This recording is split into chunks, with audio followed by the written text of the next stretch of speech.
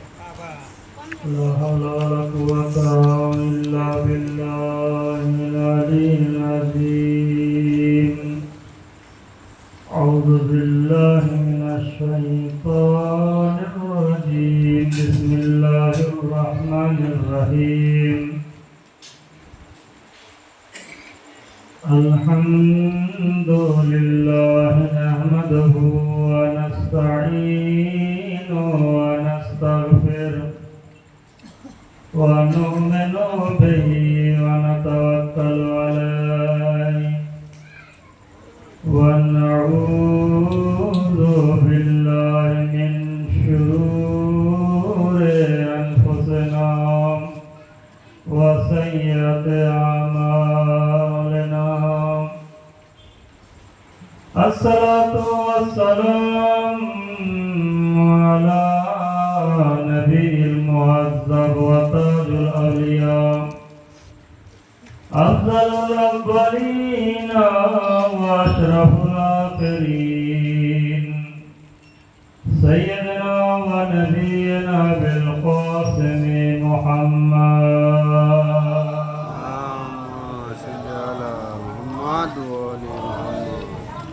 الصلاة والسلام على أهل بيت الطيبين الطاهرين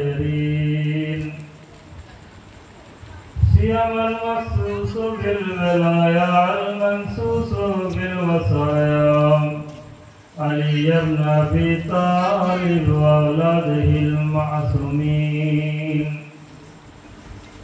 أما بعد فقد قال الله تعالى في القرآن المجيد والفرقان الحميد. بسم الله الرحمن الرحيم.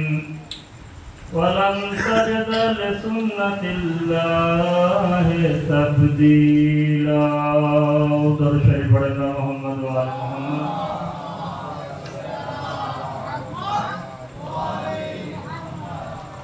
কোরআন মাজিদের সূরা আহজাবের ৬২ এবং এই আয়াত আরো কয়েক জায়গায় ১৯-২০ হেরফের আল্লাহ তাআলা নিজের কোরআনে নিজের ওহীর মাধ্যমে মুহাম্মাদের উপরে নাযিল করেছে এবং এরশাদ হচ্ছে যার জাহিরি তরজমা সহজ সরল অনুবাদ হচ্ছে যে আল্লাহ তাআলার যে সুন্নত এই সুন্নতে কোনোদিন পরিবর্তন ঘটে না, কিয়ামত পর্যন্ত জারি থাকবে। দরুদ শরীফ পড়েন মুহাম্মদ ওয়া আলি মুহাম্মদ। আল্লাহুম্মা সাল্লি আলা মুহাম্মদ ওয়া আলি মুহাম্মদ। খুবই কম সময়ের ভিতরে কয়েকটি কথা শুধু এই বিষয়ে যে আল্লাহর কিছু সুন্নত আছে, যেমন আমাদের প্রিয় নবীর কিছু সুন্নত যেটা আমরা পালন করি, যেমন উদাহরণ টুপি। টুপি রাসূল একটা সুন্নত, রাসূল টুপি মাথায় দিতেন, কিন্তু আমরা কোনো মুসলমান জানি না কেমন টুপি মাথায় দিতেন, কিন্তু মাথা ঢাকতেন, ব্যাস এতটা যথেষ্ট। তো টুপি সুন্নত। আল্লাহ তাআলার কিছু সুন্নত আছে, আর কোরআন বলছে আমার যে সুন্নত কোনদিন পরিবর্তন ঘটবে না। এর উপরে কয়েকটা কথা ইমাম হুসাইনের বিষয়, ইমাম হুসাইনের যে আন্দোলন, নেহজাত, মিশন, ইমাম হুসাইনের যে আজাদারি, এগুলো এর ভিতরে আছে কিনা ব্যাস কয়েকটা ছোট্ট ছোট করে। প্রথম কথা হচ্ছে সুন্নত কাকে বলে, জানা আছে সুন্নত কাকে বলে নাকি তো নাম জানে? যেটা ওয়াজিব, হারাম, সুন্নত, মুস্তাহাব, মাকরুহ, মুবাহ, এগুলো তো নাম জানেন নাকি সুন্নত এই নামটা শুনেছি? সুন্নত অর্থাৎ নবীর কথা, নবী চলা, নবী খাওয়া, নবীর পোশাক, নবীর ওয়াজ, এগুলো যদি কেউ মানে তাহলে বলা হয় নবীর সুন্নত পালন করছে। যেমন আমরা ইমামে হুসাইনের শহীদ হওয়ার আগে পয়গম্বর ইসলাম খবর দিতেন আর কাঁদতেন, আর এখন যখন কোন শিয়া, কোন মুসলমান, কোন আহলে বাইত মাননেওয়ালা কাঁদে, আর এর ফলে আমরাও বলতে পারি যে আমরাও রাসূলের সুন্নতের উপরে আমল করছি। এবারে কে মানবে আর কে না মানবে তার ব্যাপার। এবার কেউ যদি বলে না, কোথায় কেঁদেছে, কবে কেঁদেছিল, তো সেটা মোকাবেলা হলে পাওয়া যাবে। কিন্তু কথা হচ্ছে এই মোকাবেলার দরকার নেই। যারা মোটামুটি মৌলবী একটু বই ঘাটাঘাটি করেছে, যে ফেরকা হোক না কেন, সকলেই জানে যে রাসূলের কথা কাঁদতেন হোসেনের জন্য, খবর দিতেন যে ইব্রাহিম আমিন কাঁদতেন। তো আমরা রাসূলের সুন্নাত পালন করছি। দরুদ শরীফ পড়েন মুহাম্মদ ওয়া আলি মুহাম্মাদের উপরে। এবারে আল্লাহর সুন্নতের ভিতরে কোনো পরিবর্তন ঘটে না। তো আল্লাহর সুন্নতটা কি? আল্লাহর সুন্নত, আল্লাহ তো খায় না, পড়ে না, শোয় না, এরকম তো করে না। তাহলে আল্লাহর সুন্নত থেকে, আল্লাহর সুন্নত, আল্লাহ তাআলার কিছু নিয়ম আছে, আল্লাহ তাআলার তরফ থেকে কিছু কানুন আছে। আল্লাহর এই কানুন, নিয়ম, শৃঙ্খলা কিয়ামত পর্যন্ত থাকবে। আর এই নিয়মকে কেউ পাল্টাতে পারবে না, যতই মুফতি আজম হোক না কেন। তার মতন সে হয়তো উল্টো করতে পারে, কিন্তু আল্লাহ সুন্নাত পরিবর্তন হবে না। যে সুন্নাত সুন্নাত থাকবে, যে আইন আইন থাকবে, যে কানুন সেই কানুনই থাকবে। আর আল্লাহ কানুন, আল্লাহ ছাড়া কেউ পরিবর্তন করতে পারবে না। এবারে যখন এই সুন্নতে নবী আর আল্লাহর সুন্নতকে বুঝলেন, এবারে আল্লাহর সেই সুন্নতের ভিতর থেকে একটা দুটো দিকে ইশারা করব। তার ভিতর থেকে প্রথম সুন্নত হচ্ছে নুসরাতে আহলে হক। যারা হকের উপরে থাকবে, আল্লাহর তরফ থেকে তাদের উপরে সাহায্য আসবে। আর যারা হকের উপরে থাকবে না, আল্লাহর তরফ থেকে কোনো সাহায্য আসবে না। আজ এই ফিলিস্তিন, ইসরায়েল, এগুলো দেখছেন তো যে সাহায্য কাদের উপরে আসছে, আল্লাহ ক্ষমতা কাদের দিয়েছে। এগুলো তো প্রত্যেক মুসলমানদের সামনে পরিষ্কার হয়ে যাচ্ছে। আজ যেসব মুসলমানেরা সৌদি আরবকে মানে, মাথার মনি মনে করে, সেই মুসলমান সৌদি আরবের গভর্নমেন্টকে গালি দিচ্ছে। দেখছে তো যে 4 কোটি 5 কোটি লোক 40 আর 3 দিনে জমা হচ্ছে, একটা লোক পায়ের নিচে পড়ে পিছলে যাচ্ছে না, মরছে না, আর সামান্য কয়েকটা লাখ লোক হজে যাচ্ছে, তো তার ভিতর থেকে কয়েক হাজার মারা যাচ্ছে। আল্লাহর সাহায্য নেই, আল্লাহর অনুগ্রহ এদের উপরে শেষ হয়ে গেছে। যার জন্য যারা হকের উপরে আল্লাহর সাহায্য পাবে, সেটা আমি যদি হকের উপরে থাকি আমি পাবো, আপনি থাকি আপনিও পাবেন। আসেন, এই যে হক যাদের উপরে, সে কোনো নেতা হোক, কোনো ইমাম হোক, কোনো নবী হোক, কোনো খলিফা হোক, কোনো ওসি হোক, যেই হোক না কেন, আল্লাহর তরফ থেকে এই সাহায্য আসবে। ক্ষণিকের জন্য হয়তো বন্ধ থাকবে, আমাদের চোখের আড়ালে থাকবে, কিন্তু একদিন না একদিন হক জাহির হবে। দরুদ শরীফ পড়েন মুহাম্মদ ওয়া আলি মুহাম্মাদ। যার কারণে এই মাকতাবে হুসাইন আর মাকতাবে ইয়াজিদ, ইয়াজিদের মাকতাব এবং হুসাইনি মাকতাব, কোনটা হকের উপরে? আর আল্লাহ কাদেরকে সাহায্য করেছে? কোরআনে মাজিদের অনেক আয়াত আছে, আমি ছোট ওই বাক্যগুলো নিয়ে এসেছি যেগুলো আমার দরকার। দেখেন, ওয়ালাকাদ কুযযিবাত রাসূলুন মিন ক্বাবলিক, আল্লাহ তাআলা আমাদের হাবিবের আগে কিছু আম্বিয়াদেরকে পাঠিয়েছিল। ফাসাবারু আলা মা কুযযিবু, তারা সবর করেছে।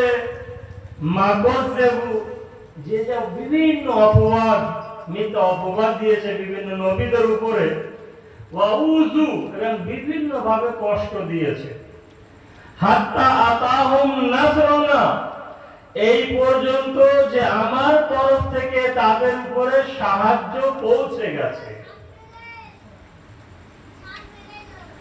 অনেকের জন্য হয়তো আমি আগে বলেছি চেপে থাকবে।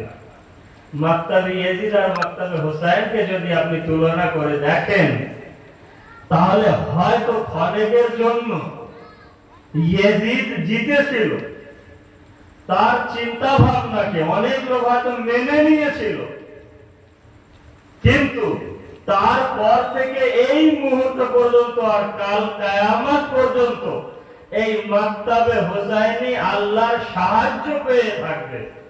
এবং এই মাকতাবে হুসাইনি যেহেতু আল্লাহর সাহায্য, এই মাকতাবে হুসাইনের পিছনে সাপোর্ট দিচ্ছে, এই হুসাইনি মিশনকে কেউ কোন রকম ক্ষতি করতে পারবে না। দরুদ শরীফ পড়েন মুহাম্মদ ওয়া আলে মুহাম্মাদের উপরে। আল্লাহুম্মা সাল্লি আলা মুহাম্মাদ ওয়া আলি মুহাম্মাদ। ওয়ালা মুবাদদিলা বিকালিমাতিল্লাহ, আর আল্লাহ তাআলার কালেমাতকে কেউ কোনদিন পরিবর্তন করতে পারবে না, তুমি যতই যা করো না কেন। এখানে কালেমাত অর্থাৎ আল্লাহর যে কিছু বাণী, অর্থাৎ আল্লাহর আইন, আল্লাহর সুন্নত। আর আল্লাহর সুন্নত যখন বিভিন্ন নবীদের উপরে এসেছে, কখন? যখন নবীদেরকে মিথ্যা অপবাদ দিয়ে তাদেরকে অনেকভাবে জ্বালা যন্ত্রণা দিয়েছে, সেগুলো সহ্য করার পরে সবর করেছে, করার পরে আল্লাহর সেই সাহায্য এসে গেছে। আর সেই সাহায্যের কারণে আজ প্রত্যেক নবীর নাম প্রত্যেক মুসলমানদের মুখে মুখে আছে। আর সেটাই দেখেন যে আল্লাহর সুন্নাত কারবালায় অবতীর্ণ হয়েছে কিনা, আল্লাহর সেই সাহায্য কারবালায় অবতীর্ণ হয়েছে কিনা। যখন ইমামে হুসাইন সবর করেছেন, ইন্না লিল্লাহি ওয়া ইন্না ইলাইহি, এই শব্দটা পড়েছেন, এবং ক্ষণেকের জন্য ইয়াজিদ হয়তো জিতে গিয়েছিল মনে করেছে, কিন্তু আজ দেখেন সেই সাহায্য ইমামে হুসাইনকে এমন ভাবে সাপোর্ট করেছে, আজাদারি এবং আজাদারকে এমন ভাবে সাপোর্ট করেছে আল্লাহ তাআলা, এই সুন্নাত কেউ পরিবর্তন করতে পারবে না। দরুদ শরীফ পড়েন মুহাম্মদ ওয়া আলে মুহাম্মাদের উপরে। আল্লাহুম্মা সাল্লি আলা মুহাম্মাদ ওয়া আলি মুহাম্মাদ। لبيك يا حسين لبيك يا حسين لبيك يا حسين لبيك يا حسين عن النبي صلى الله عليه وآله وسلم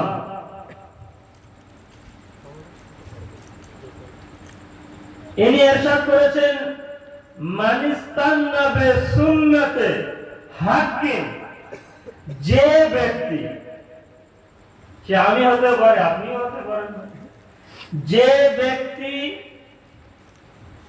হক যে আল্লাহর তরফ থেকে এসেছে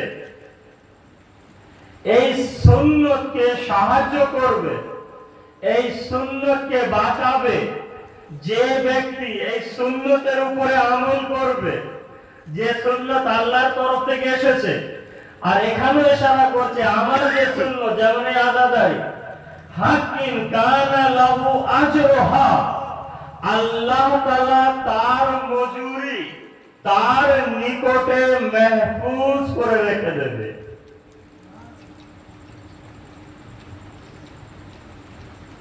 এক নেয়ামত, এক অনুগ্রহ, এক সাহায্য তো পৃথিবীর বুকে আমরা দেখছি, কিন্তু আল্লাহ তাআলা আলাদাভাবে তার মজুরি নিজের নিকটে রেখে দেবে। ওয়া আজরু মান আমালা বিহা ইলা ইয়াউমিল কিয়ামা, এছাড়াও যে ব্যক্তি সুন্নতের উপরে আমল করবে তার মজুরি কিয়ামত পর্যন্ত এই পৃথিবীর বুকে টেকে থাকবে।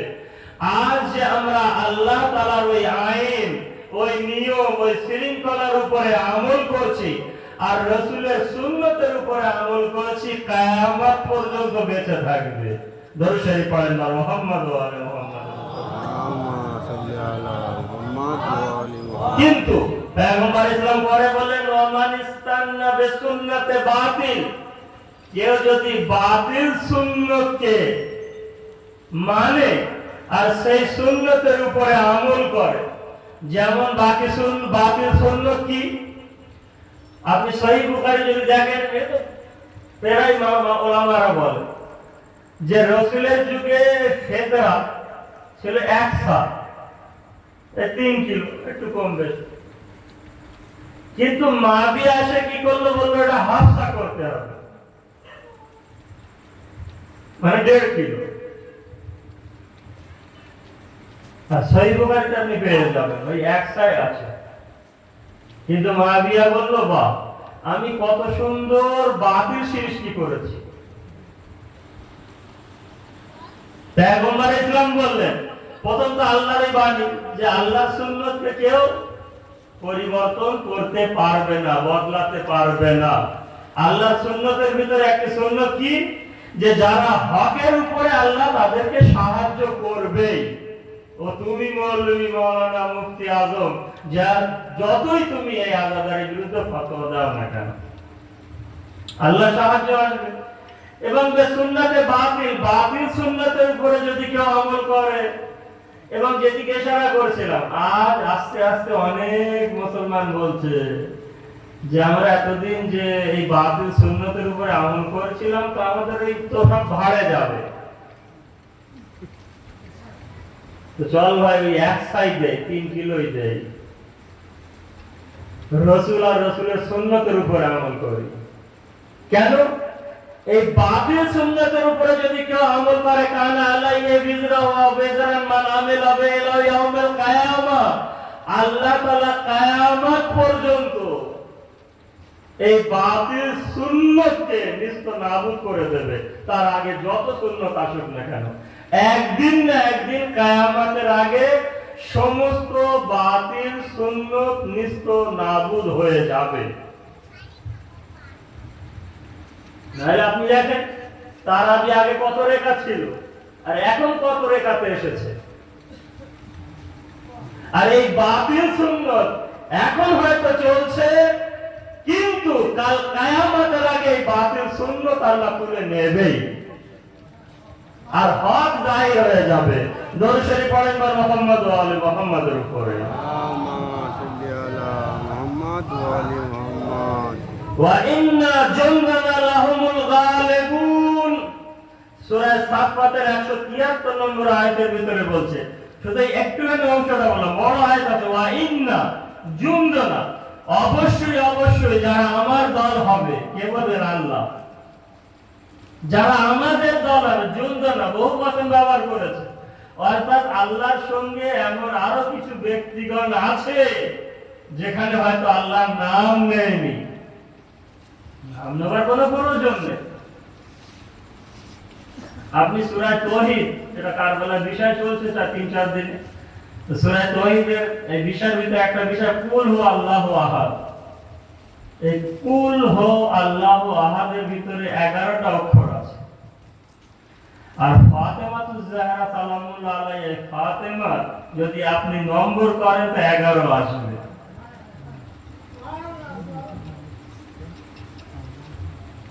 ওয়াল্লাইলি ইযা ইয়াগশা, সূরা লাইল যারা জানে, ওয়াল্লাইলি ইযা, শপথ ওই রাতের যে রাত ঢেকে দিয়েছে। আর এই লাইল হচ্ছে ফাতেমার পদবী, লাকাব, অর্থাৎ বাতিনি মানায় যে ওই ফাতেমার শপথ, যে ফাতেমা আর ফাতেমার 4 জন মহান 4 ব্যক্তিকে নিজের চাদরের নিচে ঢেকে দিয়েছে। নাম নেওয়ার প্রয়োজন।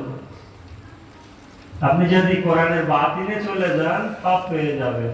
দরুদ শরীফ পড়েন বা মুহাম্মদ ওয়া আলে মুহাম্মাদের উপরে। এখানে বলছে যে অবশ্যই আমাদের দল, আমাদের লস্কর, আমাদের সৈন্য, এখানে আল্লাহর একা নেই।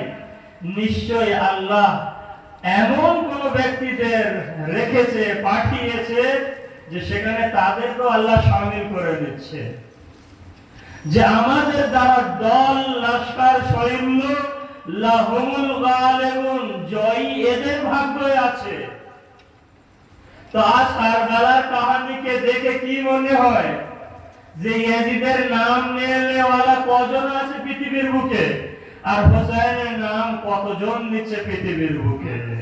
কেন আল্লাহ ওয়াদা করে দিয়েছে যারা আমার পার্টি হবে, আমার দল হবে, যারা মুমিন হবে তারাই জয়ী হবে। দরুদ শরীফ পড়েন না মুহাম্মদ ওয়া আলে মুহাম্মদ।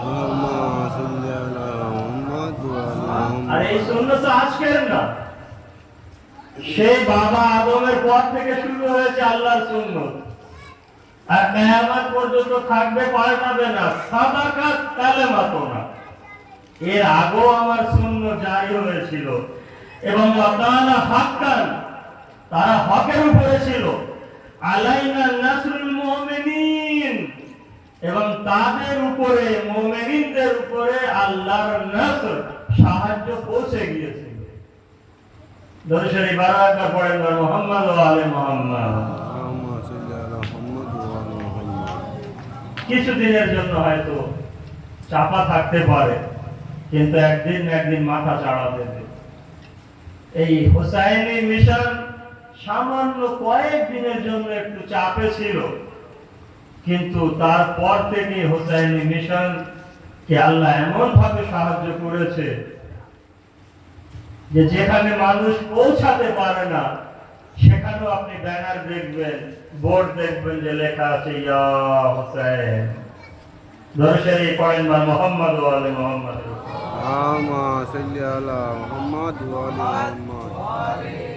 আর হয় দেখেন ওয়ালা ইয়ানসুরান্নাল্লাহু মান ইয়ানসুরহু, যে ব্যক্তি আল্লাহকে সাহায্য করবে আল্লাহ তাকে সাহায্য করবে। খুব আল্লাহ সাহায্যের প্রয়োজন আছে নাকি ভাই? সে তো গানিয়ে মুতলাক, ইন্নাল্লাহ আলা কুল্লি শাইইন কাদির, কারো দরকার, কিন্তু আল্লাহ কেন বলছে যে আল্লাহকে সাহায্য করবে? আল্লাহ যদি মুমিনদের কাছ থেকে সাহায্য নিতে পারে, তাহলে মুমিনদের যে মুমিন, আমিরুল মুমিনিন, তার কাছে আমরা সাহায্য কেন চাইতে পারবো না? দরুদ শরীফ পড়েন মুহাম্মদ ওয়া আলে মুহাম্মদ। আল্লাহ সাহায্যের কথা এখানে আসলেই বলছে না। আল্লাহ সাহায্য অর্থাৎ আল্লাহর দ্বীনের সাহায্য করার কথা বলছে, আল্লাহর আইনকে সাহায্য করার কথা বলছে। আল্লাহ যে আদব, নিয়ম, ধর্ম, ইসলাম পাঠিয়েছে, সেই ইসলামকে বাঁচাবার কথা বলছে। অর্থাৎ যে আমার দ্বীনকে বাঁচাবে, যে আমার আইনকে রক্ষা করবে, যে আমার আদবকে বাঁচাবে, যে আমার নিয়মকে হেফাজত করবে, আমি আল্লাহ ওয়াদা করছি আমি তাকে সাহায্য করব। বাস সেদিন যখন ইমামে হোসেন ইয়াজিদের সামনে মাথা উঁচু করে বুক সামনে টেনে যখন বলেছিল, ইয়াজিদ তোর ক্ষমতা থাকে যদি তুই আমার নানার দিনকে মিটিয়ে দে, আর আমার যদি ক্ষমতা থাকে তাহলে আমি আমার নানার দিনকে বাঁচিয়ে দেখাবো, আর সেটাই করেছে। আর দেখেন কিভাবে আল্লাহ নিজের ওয়াদাকে পূরণ করে দিয়েছে, যে এত কষ্ট হওয়ার পরও, এত কোটি কোটি টাকা খরচ করার পরও এই আটলিয়া গ্রামে আল্লাহ তাআলার এই বান্দারা কত টাকা খরচ করছে। কি আপনি করছেন না করাচ্ছে? আপনি করছেন না, আপনার মাধ্যমে করাচ্ছে। আর এটাই হচ্ছে আহলে হক। আর হকের উপরে যারা থাকবে আল্লাহ তাদের সাহায্য করবে, যারা হকের উপরে থাকবে না সাহায্য পাবে না। দরুদ শরীফ পড়েন বা মুহাম্মদ ওয়া আলে মুহাম্মাদের উপরে। আল্লাহুম্মা সাল্লি আলা মুহাম্মাদ ওয়া আলি মুহাম্মাদ। ভাই এই কারণে ইমামে সাজ্জাদকে জিজ্ঞাসা করেছিল যে ইয়া আলী ইবনুল হুসাইন মান গালাবা, হে আলী হুসাইনের পুত্র, হে জাইনুল আবেদিন, মান গালাবা, কে জিতে গেছে আর কে হেরে গেছে? তো চতুর্থ ইমাম একবার বললেন এদা আরাদতা আন তাআলামা মান গালাবা, তুমি যদি জানতে চাও কে জিতেছে আর কে হেরেছে, ওয়া দাখালা ওয়াক্তুস সালাত, যখন নামাজের সময় আসবে তখন খেয়াল করে দেখবে, ফাআজ্জানা, যখন মুয়াজ্জিন আযান দেবে, যখন মুয়াজ্জিন আকামাত দেবে, তখন খেয়াল করে দেখবে কে জিতলো আর কে হারলো। আর এমনই মুহূর্তে আযান দেওয়া হয়েছিল, আল্লাহু আকবার, ইমামে সাজ্জাদ বললেন আল্লাহ সবচেয়ে বড়, আশহাদু আল্লা ইলাহা ইল্লাল্লাহ, ইমাম বললেন আমিও সাক্ষ্য দিচ্ছি আল্লাহ এক। আর যখন মুয়াজ্জিন বলল আশহাদু আন্না মুহাম্মাদার রাসূলুল্লাহ, তখন ইমামে সাজ্জাদ বলল ইয়াজিদ আরে ইয়াজিদিও, যদি মনে করো আমরা জিতে গেছি তাহলে এই আযানে কার নানার নাম নিচ্ছে?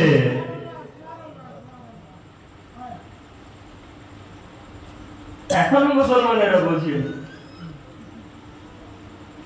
এখনো মুসলমানেরা বুঝতে পারে যে মুহাম্মাদের নাম নিচ্ছে আযানে তার নাতি, তার সন্তানের নাম হচ্ছে হোসেন।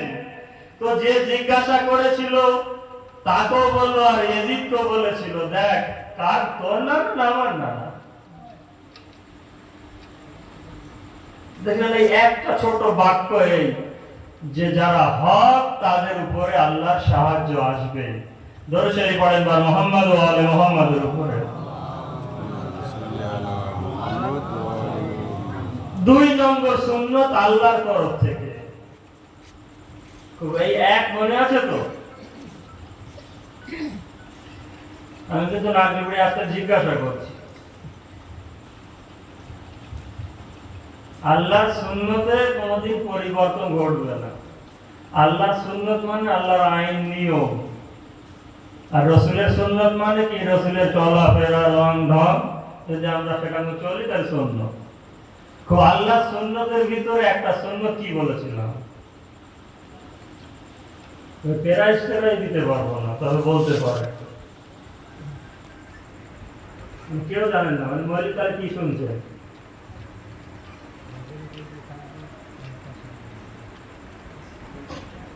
এতক্ষণ যে 20 মিনিট 25 মিনিট বকলাম, তাহলে মৌলিক শুনলেন কি?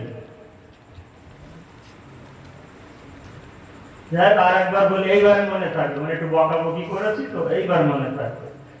আল্লাহর সুন্নতের ভিতরে একটা সুন্নত হচ্ছে এই যে যারা হক আর হকের উপরে থাকবে আল্লাহ তাদেরকে সাহায্য করবে। এগুলো বলেছি নাকি? এই ব্যাখ্যা তো এই আয়াত, 3-4টা আয়াত পড়লাম। এবার 2 নম্বর আসে, আল্লাহর সুন্নতের ভিতরে একটা সুন্নত যেটা কিয়ামত পর্যন্ত পরিবর্তন ঘটবে না এবং সেটা নাজিল হবেই, সেটা হচ্ছে এই যারা নেক কাজ করে তাদের সওয়াব আল্লাহ দেবে, তাদের মজুরি আল্লাহ দেবে, বিশেষ করে এই পৃথিবীর মুখোদেরকে।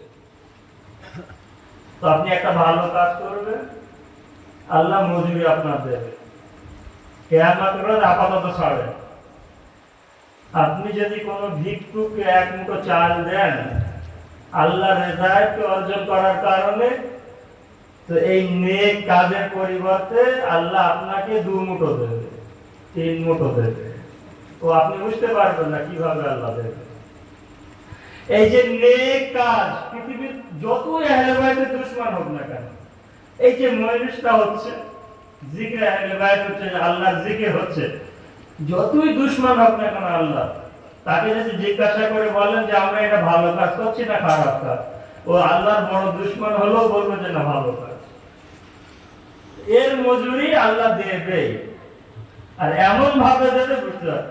এই জন্য দেখেছেন পৃথিবীর বুকে যেখানে যেখানে আহলে বাইতের মাননেওয়ালা আজাদার আছে, আমি আগেই বলেছি কোটি কোটি টাকা খরচ করছে কিন্তু কিছু কমছে না।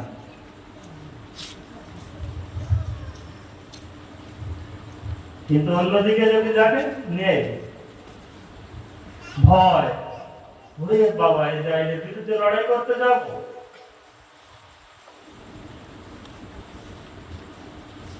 ওরে বাবা আমেরিকা ইসরায়েলের পিছনে দাঁড়িয়ে, খুব আহলে বাইতের মাননেওয়ালা ইরানে তো ভয় লাগে না? একদিনে হামলা করেছিল তো দেখেছেন, শুধু একটা দিন করেছিল, আর সেই ভয়ে আমেরিকা ইসরায়েল মিলে যে হকের করেছিল আয়াতুল্লাহ ইব্রাহিমের রয়েছে, তাকে ষড়যন্ত্র করে মেরেই দিল। কিন্তু সেটাই হচ্ছে জয়ের রাস্তা। দরুদ শরীফ পড়েন না মুহাম্মদ ওয়া আলি মুহাম্মাদের উপর। আল্লাহুম্মা সাল্লি আলা মুহাম্মাদ ওয়া আলি মুহাম্মাদ। এরশাদ হচ্ছে আন্নাল্লাহ লা ইউযিউ আজরাল মুমিনিন, আল্লাহ কখনো ক্ষতি করে যায় না যেসব মুমিনিনরা নেক কাজ করে। যতই ইসলামের দুশমন হোক না কেন, কিংবা ইমামে হোসেনের দুশমন হোক না কেন মুসলমান, কোন মুসলমান একথা বলতে পারবে যে ইমামে হোসেন মুমিন ছিলেন না? এগুলো চ্যালেঞ্জের কথা। কোন মুসলমান একথা বলবে যে ইমামে হোসেন মুমিন ছিলেন না? কোন মুসলমান যদি এই বাক্যটা ব্যবহার করে তো তার চেয়ে বড় কাফের আর পৃথিবীর বুকে কেউ নেই, তার চেয়ে বড় হারামজাদা পৃথিবীর বুকে আর কেউ নেই। কেন? এর সঙ্গে অনেক কিছু জড়িয়ে আছে। যে হোসেনের জন্য ইমামে হোসেনের জন্য পয়গম্বর ইসলাম মুহাম্মদ মুস্তাফা সেজদা থেকে মাথা তুলতে পারছিলেন না, এও তো প্রত্যেক মুসলমান জানে। যার জন্য নামাজকে আল্লাহ তাআলা সেই সেজদায় মাথা রাখিয়ে বললেন দেখো মুসলমান হোসেন কে, যার কারণে কেউ বলতে পারবে না আল্লাহ লা ইউযিউ আজরাল মুমিনিন। ওহদের মাঠে যখন কিছু মুসলমান শহীদ হয়ে গেলেন তো তখন পয়গম্বর ইসলাম সেই আত্মাকে খেতাব করে বলেছিলেন, এই ওহদের শহীদগণ, তোমরা কি চাও? আল্লাহর অনুমতিতে তারা কথা বলল। আল্লাহর তরফ থেকে খেতাব আসলো, মুহাম্মদ আমার তরফ থেকে জিজ্ঞাসা করো তোমরা কি চাও? তখন তারা বলেছিল মাবুদ কিছুই চাই না, কিন্তু একটা জিনিস আছে। বলল সেটা কি? বলল আমাদেরকে আরো একবার পৃথিবীর বুকে পাঠাও, আমরা আরো একবার শহীদ হব। আল্লাহ তাআলার আওয়াজ আসলো এটা অসম্ভব। তখন তারা এই কথা বলল মাবুদ তাহলে আমাদের তরফ থেকে তোমার নবীর মাধ্যমে খবর পৌঁছে দাও যে এই যারা এখনো শহীদ হওনি আল্লাহর রাস্তায়, তোমরা অবশ্যই এই শহীদ হওয়ার দোয়া করো। কেন? এই মজুরি আল্লাহর নিকটে অনেক বড়। আর ঠিক এমনই দেখেছেন এদের ভাষায় আল্লাহ তাআলার যে ভাষা আসলো এই শহীদদের আল্লাহ তাআলার দরবারে, ঠিক এদের মতনই ইমামে হুসাইনের সামনে বলেছিল কারবালায় আশুরার রাত্রে যে হুসাইন আমাদের যদি 40 বার তুমি শহীদ করে দাও, হত্যা করে দাও, আবার জীবিত করো, তাও আবার শহীদ হব, কিন্তু তোমার দামান ছাড়বো না। দরুদ শরীফ পড়েন না মুহাম্মদ ওয়া আলি মুহাম্মাদের উপরে। ওয়াসবির ফাইন্নাল্লাহ লা ইউযিউ আজরাল মুহসিনিন, সবর করো। ইমামে হোসেনের চেয়ে সবরকারী তো আর কেউ নেই পৃথিবীর বুকে। সবর করো, কেননা ফাইনাল্লাহ লা ইউজাজিল মুহসিনিন, যারা নেক কাজ করে, যারা মুমিন, যারা ভালো কাজ করে, তাদের মজুরি আল্লাহ কোনদিন ভোলে না। আর ইমাম হোসেন যে নেক কাজ করে গিয়েছেন কারবালায়, সেই নেক কাজের মজুরি আল্লাহ কত সুন্দরভাবে দিচ্ছে পৃথিবীর সামনে। আর দরুদ শরীফ পড়েন বার মুহাম্মদ ওয়া আলে মুহাম্মাদের উপরে।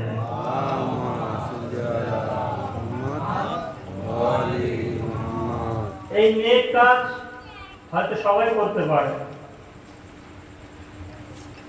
কেন নেক কাজে, যেখানে নেক কাজ থাকবে সেখানে সবর থাকা অবশ্যই দরকার।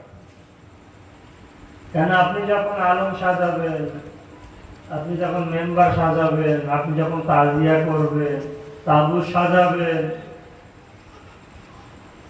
যে মানুষটা কোনোদিন হয়তো আসে না, সে বললাম ওই তোর আলম সাজানো হয়নি। এবার আপনার ভিতরে যদি সবর না থাকে তো হয়নি, কিন্তু আর আমি বললাম।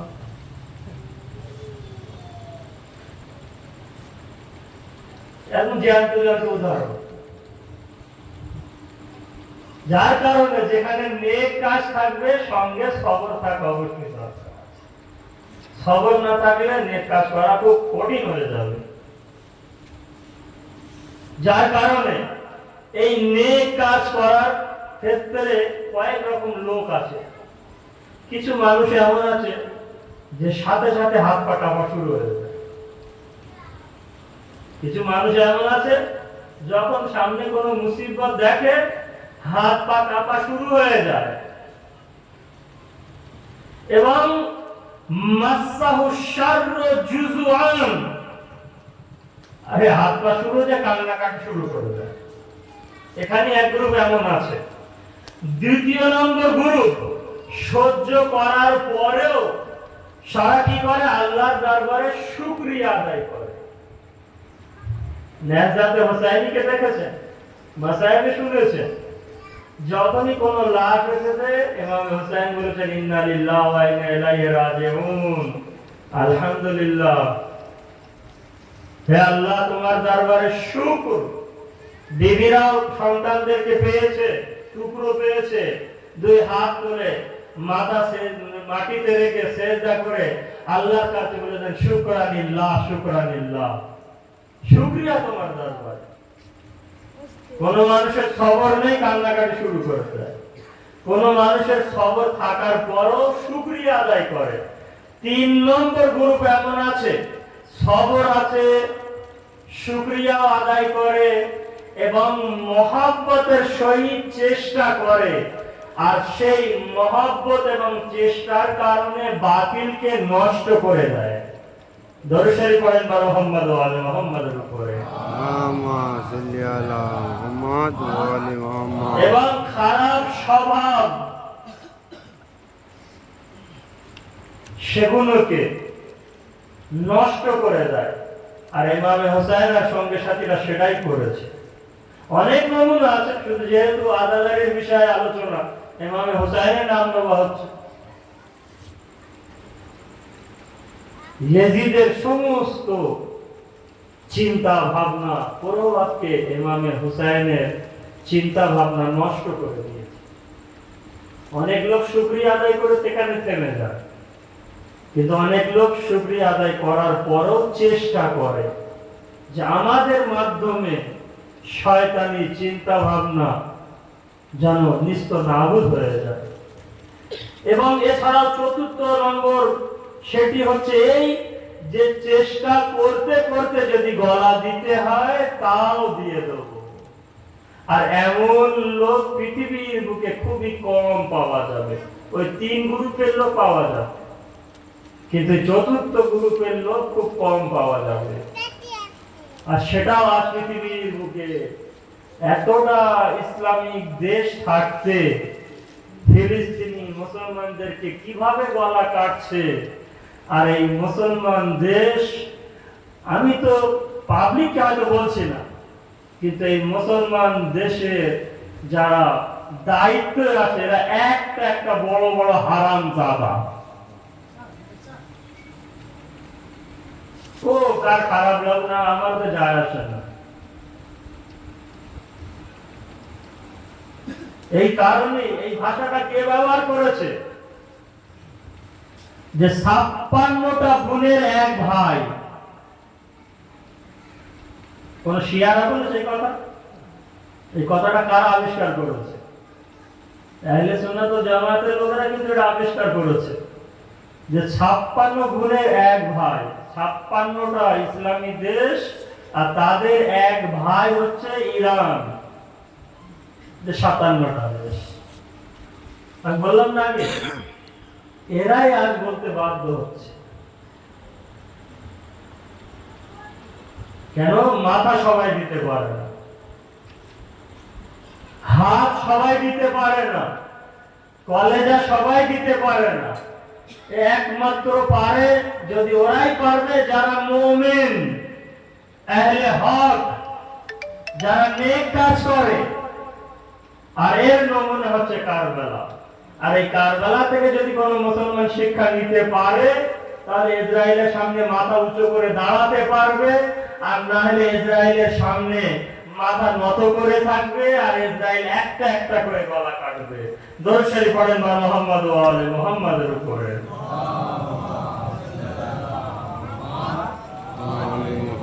যাই হোক, তো যারা আল্লাহর জন্য এমন কাজ করে, ফলাফলে অনেক কিছু সময় আমি আর বেশি দিতে পারছি না। ফলাফল হচ্ছে এই, যদি আল্লাহর জন্য করে, অর্থাৎ যারা আহলে হক কিংবা শুকর, যারা নেক কাজ করে, তো আল্লাহ তাআলা এর ফলে কয়েকটা জিনিস দান করে। শুধু আমি ইশারা করব। তো তার নমুনা আমি হোসেনকে দেখালাম। তো হোসেন যখন এই নেক কাজ করেছে আর আহলে হক বাতিল না, তো আল্লাহ তাআলা হোসেনকে এই পৃথিবীর বুকে অনেক কিছু দান করেছে। তার ভিতর থেকে বুয়ে খুশিয়ে তুরবাতে হোসেন, সুন্দর সুগন্ধ ইমামে হোসেনের মাটির ভিতরে দিয়েছে। এবং দ্বিতীয় দিয়েছে শেফাদায়ী তুরবাতে হোসেন, হোসেনের মাটির ভিতরে আল্লাহ শেফা দান করেছে। এবং তৃতীয়, ইমামে হোসেনের সেই রওজার নিচে যদি কেউ যে দোয়া করে, আল্লাহ তার দোয়াকে গ্রহণ করে। প্রথম নমুনার দিকে আসে, ইমামে হোসেনের কবরে যখন হারুন রশিদের যুগে পানি ভরে দিয়েছিল এবং ইমামে হোসেনের কবর পুরো পানিতে ডুবে গিয়েছিল, 40 দিন পরে যখন পানি সরে গেল, তো কবরের চিহ্ন ছিল না। কোন এক মূর্খ আরব দেশের গ্রামের খালি পায়ে হাঁটতে হাঁটতে কারবালায় পৌঁছে গেল, কিন্তু ইমামে হোসেনের রওজা খুঁজে পাচ্ছে না। কিন্তু সে কাঁদতে কাঁদতে একবার মাটিতে যখন শুয়ে পড়লেন এবং এক মুঠো মাটি নিয়ে যখন নিজের মাথায় চেহারায় মাখছেন, তো এক সুগন্ধ ভাসে ভেসে উঠল। এবং সেই সুগন্ধ পেয়ে নিজেই অনুভব করলো, নিশ্চয়ই আমার মাওলা হুসাইনের রওজায় আশপাশেই আছে, কবর আছে। সেই মাটি শুকতে শুকতে হুসাইনের কবর পর্যন্ত পৌঁছে গিয়েছে। আল্লাহর মজুরি কোনোদিন জায়া হয় না। ব্যাস, মুহররমের 4 তারিখের রাত, 3 তারিখ চলে গেছে। এই কয়েকদিন ধরে মজলিস শুনছেন, মাথায় শুনছেন, লম্বা চওড়া না, খুব ছোট্ট করেই মুসিবতের মন নরম হয়ে গেছে। আর আমাদের মজলিস ওই সময় পর্যন্ত সম্পূর্ণ হয় না যতক্ষণ আমাদের চোখ থেকে এক ফোঁটা অশ্রু না পড়ে, আমাদের মন না কেঁদে ওঠে। আমাদের মনের গভীরে যখন হয় হুসাইন না কেঁদে ওঠে। হ্যাঁ, হয়তো অনেকেই বলে যে কারবালায় ইমামে হুসাইন সকিনাকে নিয়ে গিয়েছিল, সোবরাকে নিয়ে যায়নি। কারণ এই অনেকেই বয়ান করে যে হয়তো সোবরাকে ভালোবাসতো কম, সকিনার প্রতি ভালোবাসা বেশি ছিল। কিন্তু না দাদারও, অনেক বেশি ভালোবাসা ছিল, কিন্তু নিয়ে যায়নি কেন? তার একটা কারণ শুনবেন। ইমামে হুসাইনের দেখা, চলা ফেরা, দেখতে শুনতে রসুলের মতন ছিল।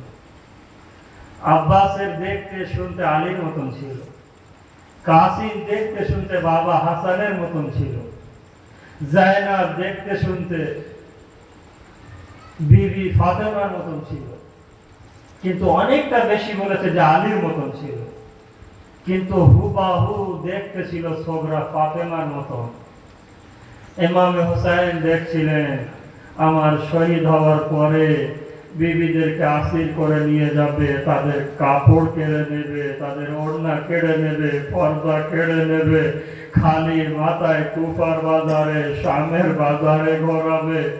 আমার সোগরা যে আমার মায়ের মতন দেখতে, ফাতেমার মতন দেখতে, আমার সোগরাকে যদি খালি মাথায় ঘোরায় তাহলে আমার মাকে অসম্মান করা হবে।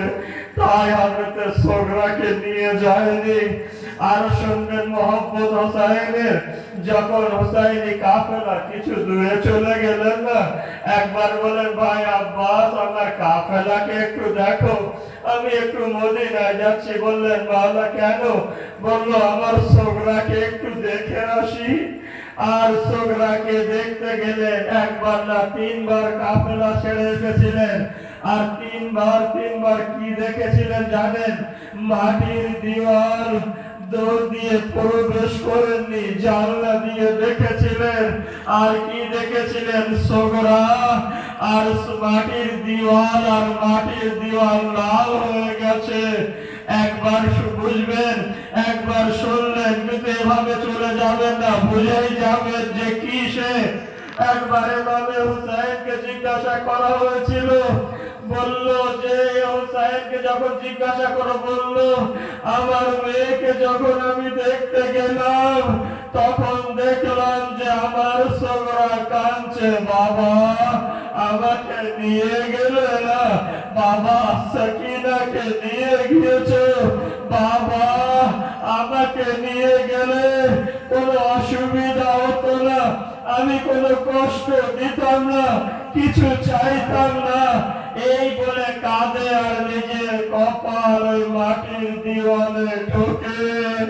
সোগরার কপাল ফেটে রক্ত বার হয়ে মাটির দেওয়াল লাল হয়ে গিয়েছিল। আর সোগরার কপাল, ইন্না লিল্লাহি ওয়া ইন্না ইলাইহি রাজিউন। রিদম বিকাযাইহি ওয়া তাসলিমান আমরি মাকামে হুসাইন।